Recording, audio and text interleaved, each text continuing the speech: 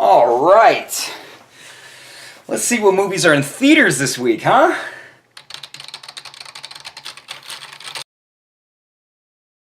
Oh, The Wizard of Oz. It's one of my favorites. Wait. That can't be right. What?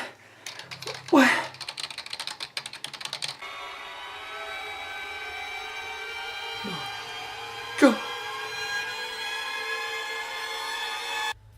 So, I have a question. Why is The Wizard of Oz a PG-rated film now? The epitome of family movies has a parental guidance suggested rating on it when it never had one before. Didn't everyone watch this as a kid? There was never anything dirty or violent that warranted this type of rating. So what happened? Well, after doing a bit of research, I found out that the rating was changed from G to PG by the Motion Picture Association of America back in 2013 for scary elements. While no doubt this film has its spooky scenes, what with the flying monkeys and the Wicked Witch, plus terrifying children playing the Munchkins, I never thought this was scarier than anything else that I watched when I was younger. Take one for example, Willy Wonka and the Chocolate Factory. Another film that is considered a family classic with a G rating, the tale of Charlie in this amazing candy world has been a staple for generations, with parents sharing it with their kids all the time. Yet I remember watching it growing up and shitting my pants from this.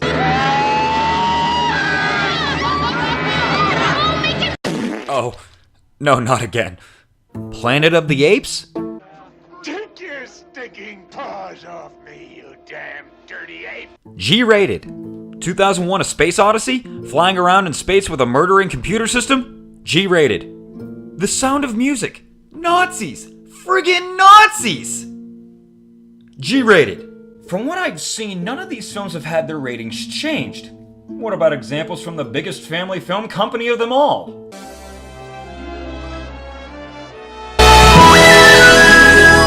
Ah, yes, Disney. The G-rated king. Animated films with such light-hearted plot points, there's no reason for these ratings to be...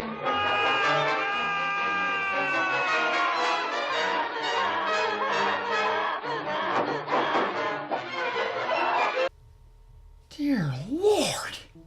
Yeah, plenty of animated Disney films aren't without their scenes that some could consider a little much. The somehow G-rated Hunchback of Notre Dame has a whole scene with the villainous Frollo having a lustful desire for Esmeralda.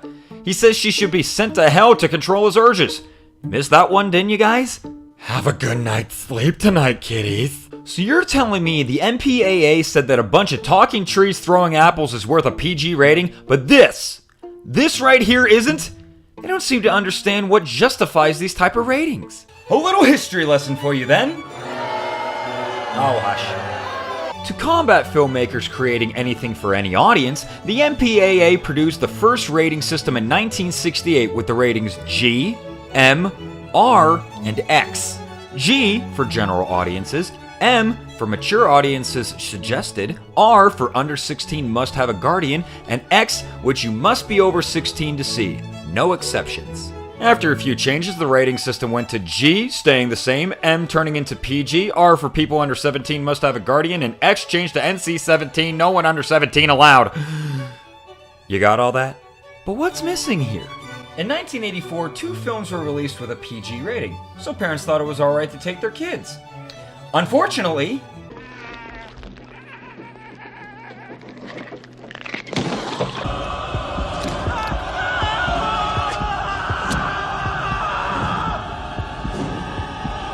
Gremlins and Indiana Jones and the Temple of Doom had parents in such an uproar that it was demanded to put something higher than a PG rating, but not intense enough for R, in which we now have the PG-13 rating.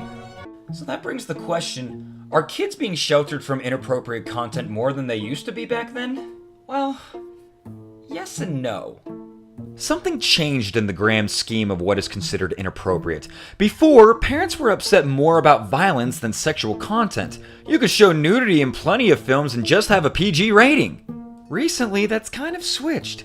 Showing any sort of sexual content is automatically deemed inappropriate, while some violence is still considered family-friendly. The thought of having to tell a child the birds and the bees is much scarier than having to explain why someone is dead. In short, tits? No. Stabbing? That's fine. I see kids watching Marvel films with excessive violence and even swearing, yet they own the action figures and meet those characters in Disneyland. So why aren't G-rated films being made anymore? Well, it all comes down to one thing. Money. The last wide-release theatrical film with a G rating as of this video was Cars 3. That was back in the summer of 2017. Ouch. It made an okay amount of money with over $380 million worldwide, but that is nothing compared to the likes of the PG-rated Despicable Me 3 with over... God damn! Studios don't want to release G-rated films anymore because they want to have as big of an audience as possible.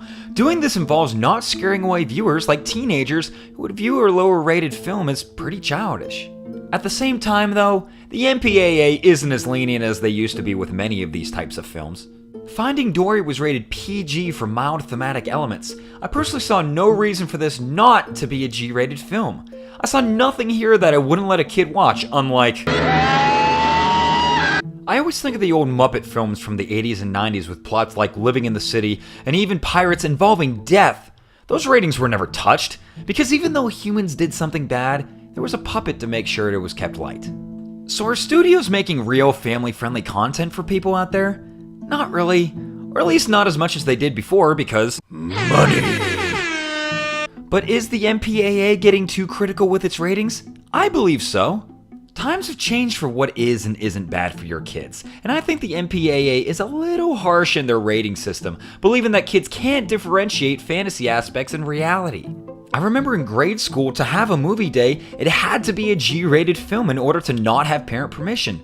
That's slowly becoming a thing of the past. It's not like kids don't know this stuff. They're on YouTube all the time and they watch things like the Cash Me Outside girl attempting music. Hey, curves in a patty face, cop a new coupe, no top, this is Kelly way. Ugh. And I think that is much more damaging to your kids than some black and white tornado. So what's a movie that you think should have a different rating? Maybe one that was rated too harshly, or something that needs a higher one? Let me know in the comments below. Don't forget to like this video and subscribe to this channel for more content. I'm Hello Dicky Poo, and if your movie has a little too much violence in it, just remember, put puppets in it. It makes it alright. If those puppets have sex, you're shit out of luck. The birds and the bees are flying in the trees. The sun's in the sky, just for you and I. The sky's perfect blue, no cloud could spoil the view. It's a sign from above that shows that we're in love.